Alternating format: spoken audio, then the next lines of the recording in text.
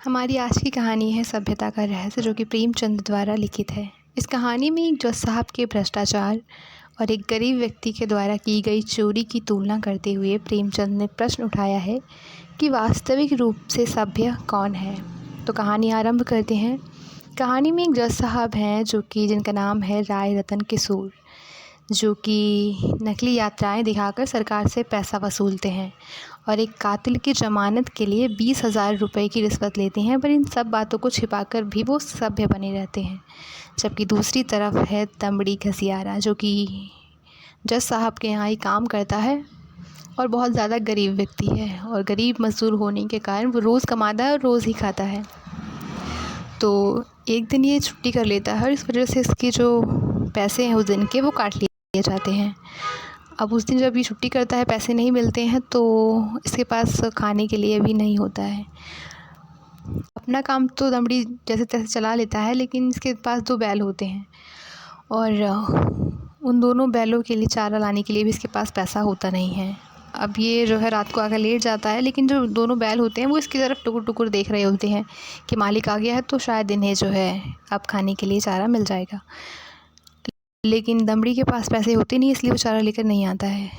तो अभी लेट तो जाता है, लेकिन जब बैल इसकी तरफ लगातार देख रहे होते हैं एक आस की उम्मीद से, तो इस वजह से दमड़ी को नींद नहीं आती है और उसको लगता है कि इस तरीके से वो नहीं कर सकता, मतलब उसको अपने बैलों के लिए कुछ ना कुछ तो इंतज़ाम करना ही पड़ेगा।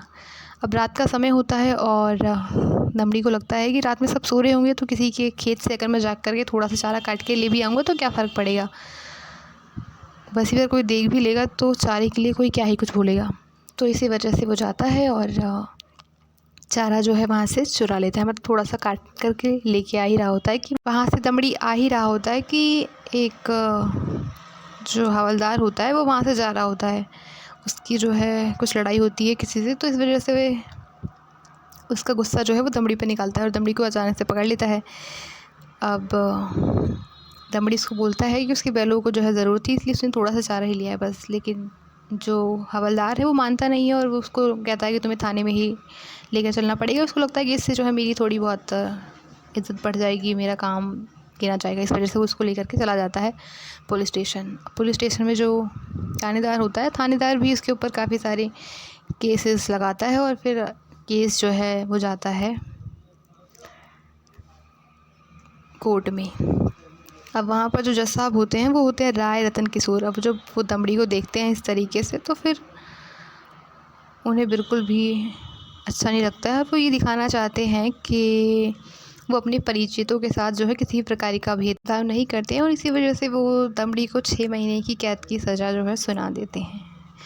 और इसी पर जो है प्रेमचंद टिप्पणी करते हैं और लिखते हैं कि आप बुरे से बुरा काम कर लीजिए, लेकिन अगर आप उसे छुपा पाते हैं, उस पर पर्दा डाल सकते हैं, तो आप एक सभ्य हैं, एक सभ्य व्यक्ति हैं, सज्जन हैं, जेंटलमैन हैं।